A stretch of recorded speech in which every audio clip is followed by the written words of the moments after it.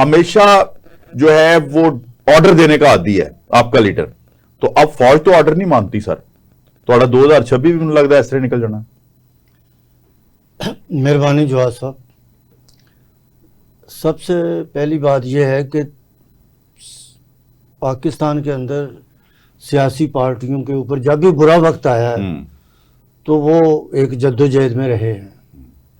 जिस तरह peoples party जब जद्दोजहद कर रही थी ज़िया के खिलाफ, तो उनके ऊपर गद्दारी के इल्जाम नहीं सर, वो रास्ता निकालते थे, सुन लेना, गद्दारी के इल्जाम वो रास्ता निकालते थे। आप तो गद्दारी करते हैं, हालांकि हाईजैकिंग जो की, आप तो मुर्तकब होते हैं। हाईजैकिंग जो की थी वो किसी और ने की थी, लेकिन मुर्तजा भुट्टो के ऊपर भी इल्जामात लगे तो थे, नवाज शरीफ के ऊपर लगे। इस तरह ये जो 9 मई हुआ, नवाज शरीफ को हाईजैकिंग के केस में सजाए मौत दे दी, मौत हुई, और नवाज शरीफ और बेनजीर साहिबा शहीद बीबी किस तरह के अलकाबात देते थे। उन्होंने कभी नहीं कहा जीएचक्यू पे हमला नहीं, जिस तरह के उन्होंने बेनजीर, उन्होंने कभी नहीं कहा कोई कमांडर ना, जिस तरह वो शहदा के मुजस्समों के ऊपर हमला किया। आज मुझे दुख होता है कि मियां नवाज शरीफ एंड कंपनी जिस तरह के अलकाबात मोहतरमा को देते थे, आज ये इकट्ठे मिलकर उन्होंने माफी मांग ली और इकट्ठे उन्होंने माफी मांग ली। मैं उस तो मौजूद था, हुकूमत कर रहे हैं, और आसफ जरदारी साहब जो हैं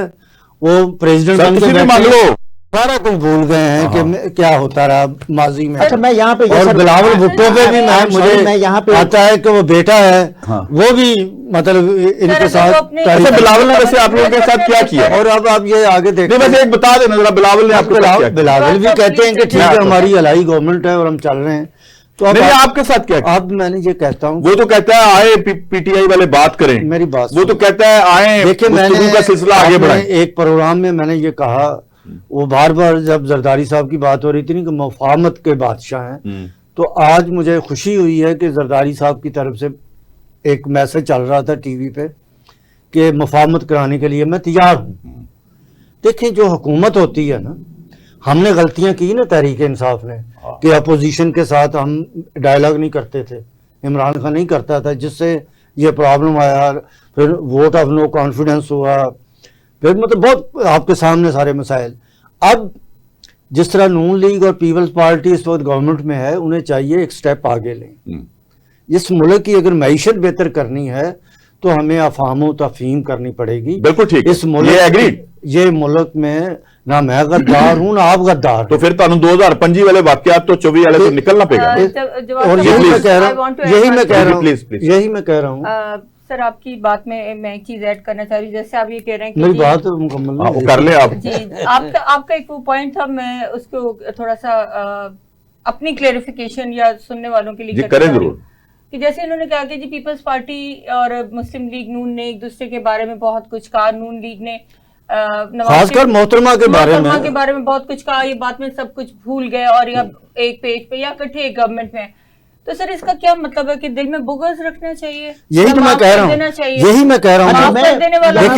देखिए मोहतरमा, यही मैं कह रहा हूँ, अगर बार बार देखिए, यही मैं सुन ले मेरी बात, कि 9 मई के वाकयात को बार बार दोहराना, सर, अगर ये हुआ है बड़ा जुर्म है ना। नहीं सर, ये माजरत के साथ ये वो नुकसान है जो आज तक इंडिया पाकिस्तान को डायरेक्ट या इनडायरेक्टली किसी जंग में नहीं पहुंचा, किसी जंग में नहीं पहुंचा। बल्कि मेजर गौरव आर्या कहता है कि जो काम हमने करना नहीं कर सके आज तक, वो पीटीआई ने कर दिया। सर, मुझे तो इसलिए अब आगे हमें बढ़ना चाहिए। सर, एक मिनट सर, बड़े आगे बढ़े, माफी मांगे, आगे बढ़े और माफी मांगे और मुफाहमत करें।